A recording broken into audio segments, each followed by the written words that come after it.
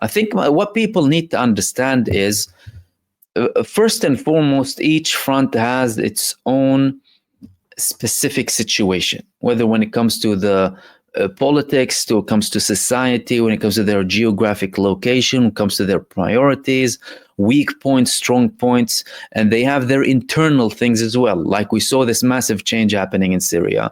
There are certain things to be considered inside of Lebanon as well. Hizbullah for a very long time didn't want to drag Lebanon into an all-out war. They succeeded for about a year up until Israel decided to go on an all-out war.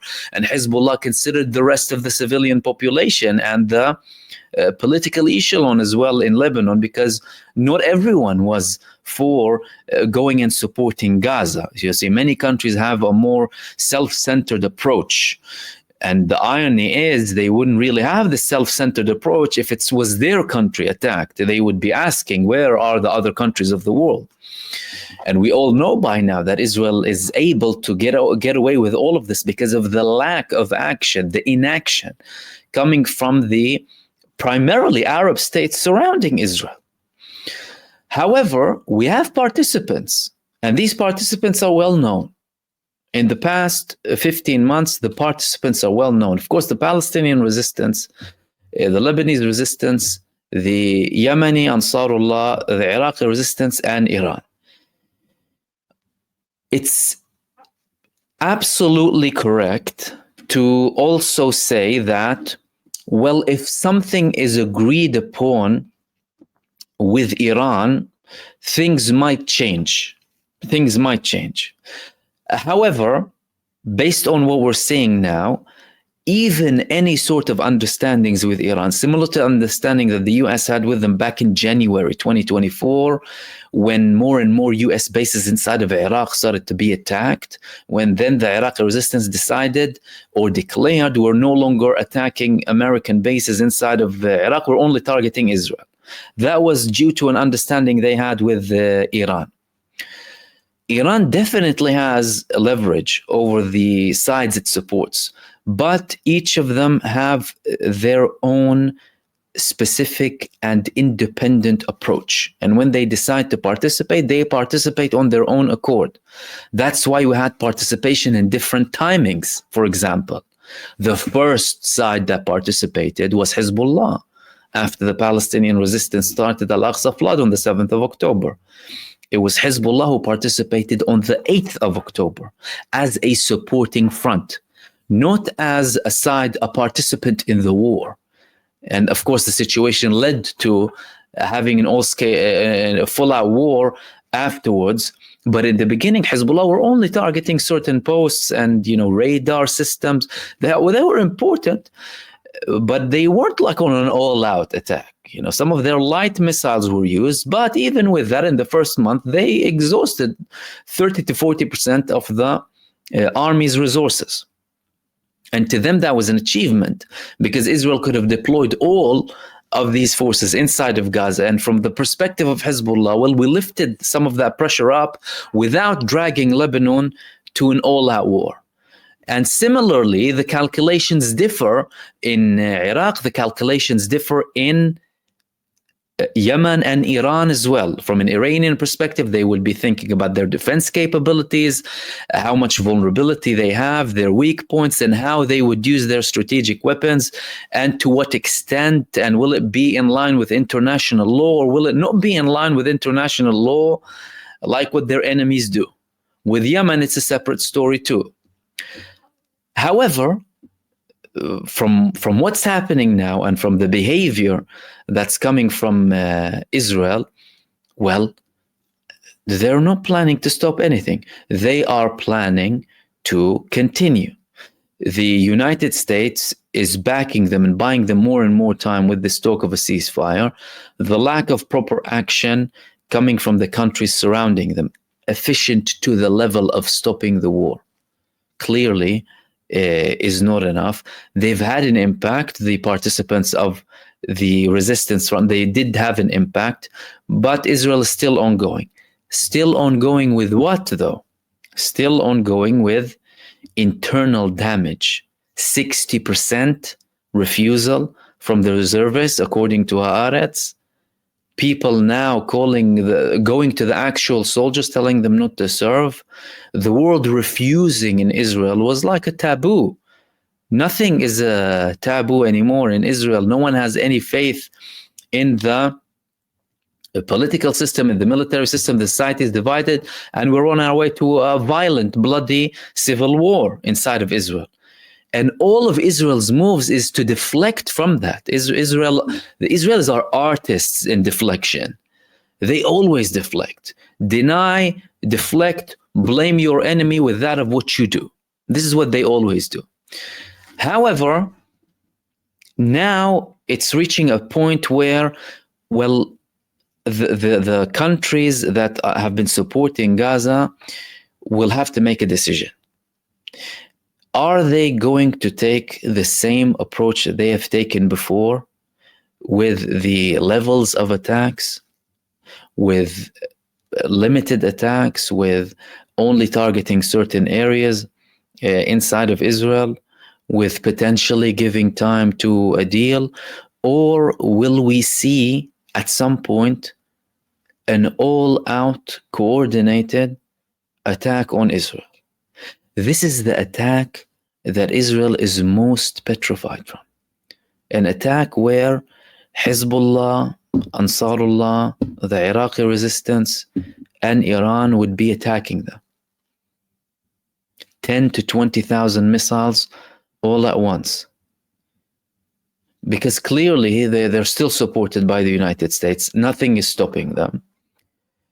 If each front would want to continue only in a single manner, like based on their situation, attacking Israel, that's potentially going to buy Israel more time.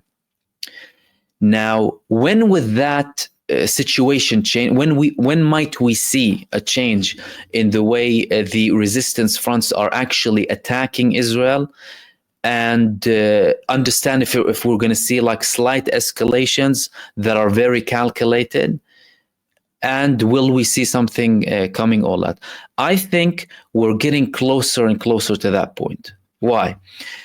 Because if Iran, who's behind all of this support for the resistance, everyone knows that Iran is the main backer of the resistance movements, and I don't think anyone should deny that based on either ideology or political affiliation, or even if they have criticism on the Iranian role inside of Syria, for example.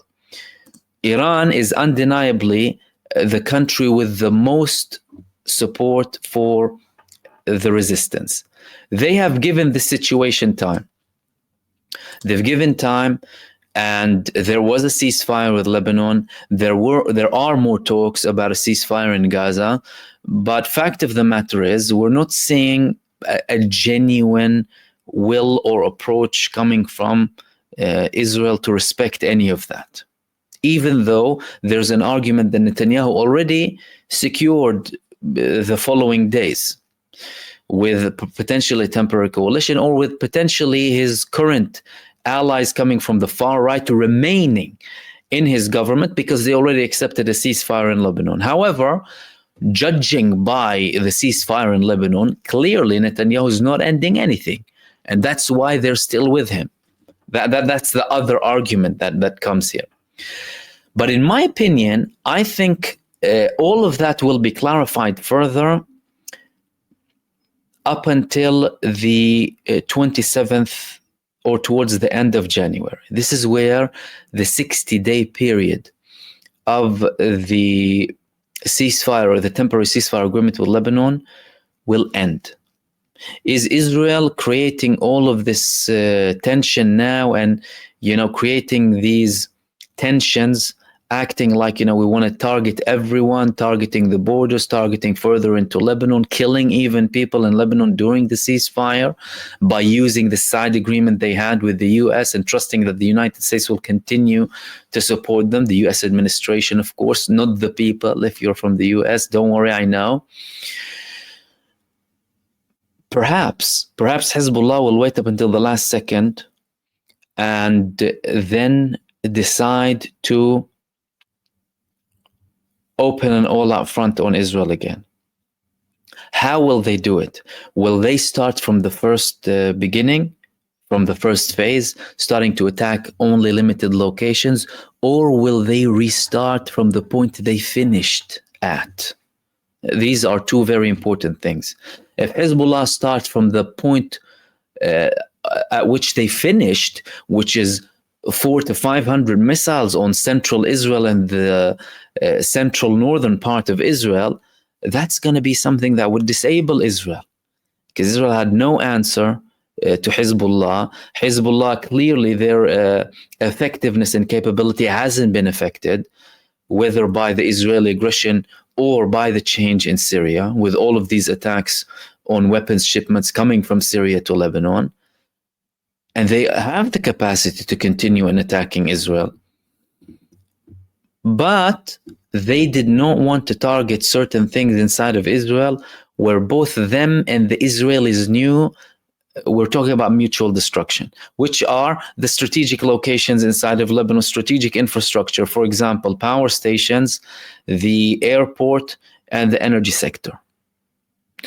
Both Hezbollah and Israel know if one side attacks those facilities or destroy them, the other side will destroy them too. And Hezbollah, although they had significant attacks, painful blows they gave to Israel. Israel had painful blows when it comes to their command, of course, but it wasn't effective to stop them. So the question is, will Hezbollah start from the moment they finished, and will the resistance fronts, including Iran, decide to go on this united attack against Israel? There's a very big prospect that that could happen. And I'll tell you why.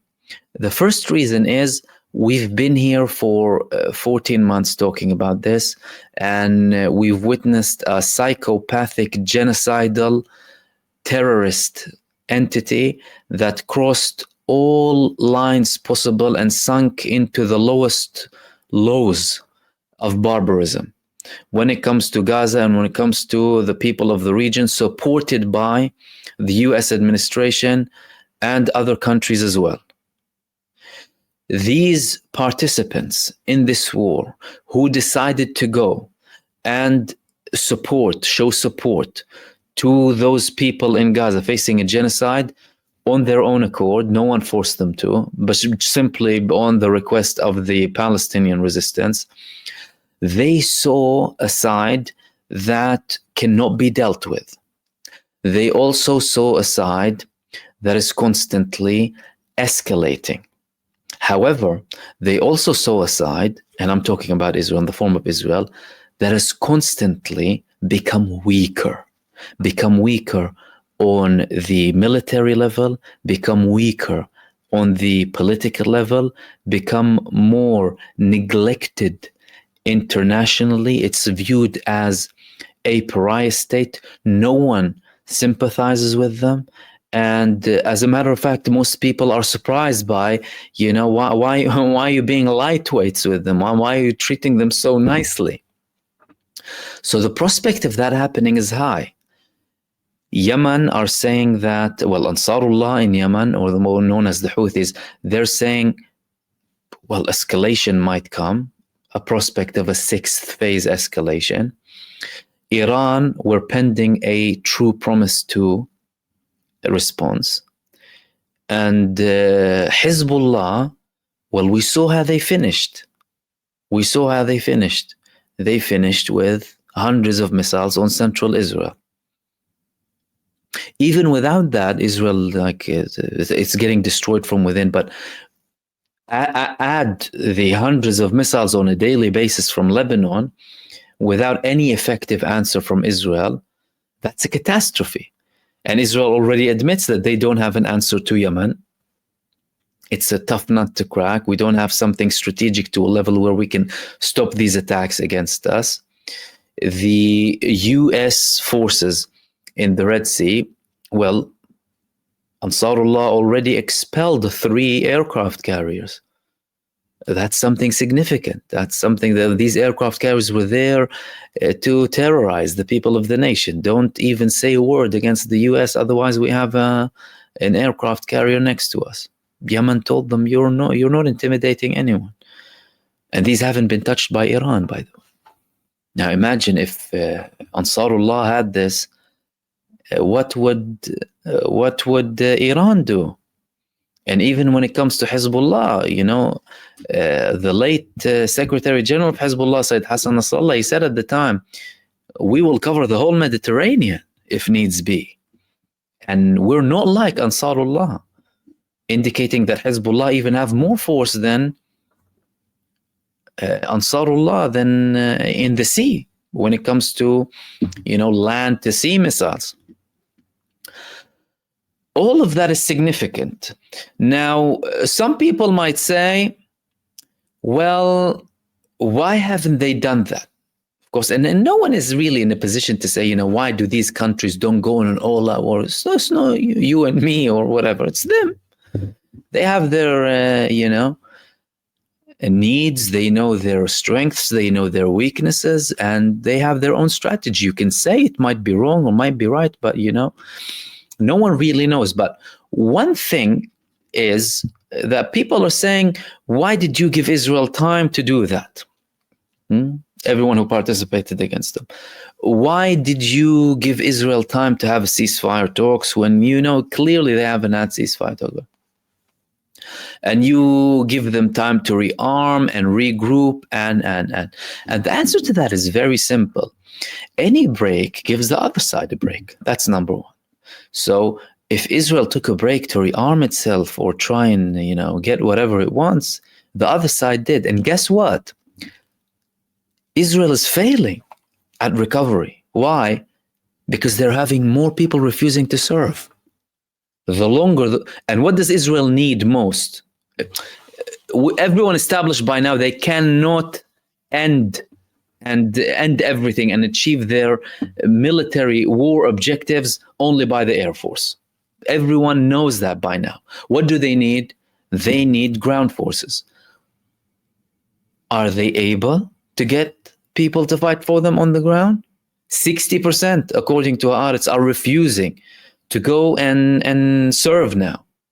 Of course not.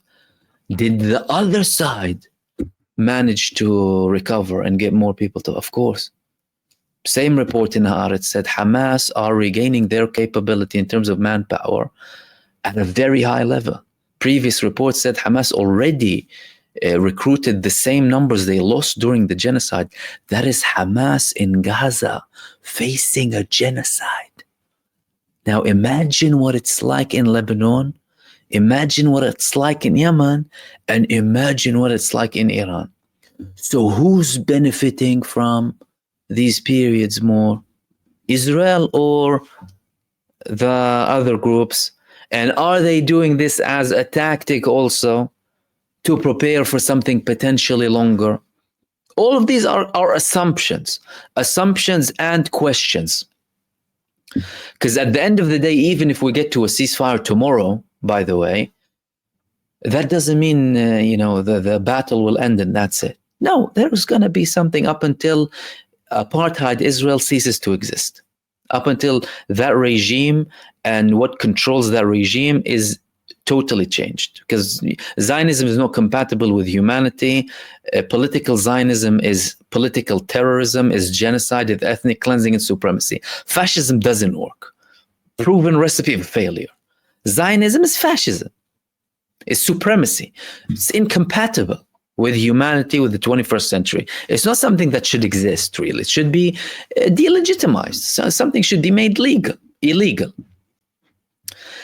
And the more time goes by, even if you have a ceasefire, well, you will reach a point of further escalation or a change in the global scene. Because how is Israel surviving so far? Israel's only surviving by the United States administration support. Only.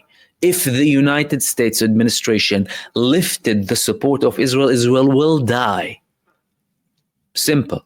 Stop arming them. Stop supporting them. Stop restocking their weapons piles. That's it, done. There's no one else to cover what America sends to Israel. No one, no other country, no other ally. No one's going to do that. So even if there is a ceasefire, it will continue up until Zionism is done, right? But for now, Netanyahu is still pushing it. And what Netanyahu has been doing, and that's in line to what he's doing now, is again pushing all of the self-destruction buttons on Israel. Israel, outside all of those involved, needed the ceasefire. And they needed to stop for a very long time. They didn't just need a temporary ceasefire. They needed to end the war for their own good, for their own sake. Israel has done everything that they shouldn't do. Constantly remain in an open state of war, gather more criticism and scrutiny, relying on media censorship, not realizing the level of impact that alternative media has, destroying society from within, using ground forces when they don't have enough capacity or well-trained ground forces to combat, really sending people to die as cannon fodder, and prolong it as much as possible. All of that is against the whole philosophy of Israel of fast, effective wars in the enemy territory. They have done the opposite, and they have done the opposite without being prepared for it. It's not like they had a strategy and they thought, yeah, we're changing the way we're fighting now, and we're no longer interested in just airstrikes. No, we're going to send ground forces to... No, they send these people to die anyway. And think about it for 1 second. Many of the people Israel sent to go and fight in the Gaza genocide are complete amateurs and without experience. Those who are experienced and who are trained in small-scale urban warfare training. Something that resembles Gaza or some of the refugee camps inside of Gaza. Did Israel send them to urban warfare? Israel didn't send them to urban warfare. Israel sent them to disaster warfare, to an urbanicide warfare, destroyed buildings. No one in Israel is trained on how to fight in destroyed buildings. And if anyone has an ounce of brain inside of Israel, they would file a massive lawsuit, the whole people against their own government, for sending their people to die without even training them properly. All of that is indicating that, well, despite the talks and despite certain moves and despite some ceasefire calls, no, Israel is continuing first and foremost for the sake of one man, Benjamin Netanyahu. Will he be able to continue, and will the resistance fronts start an all-out attack that will force him to end? That's the big question.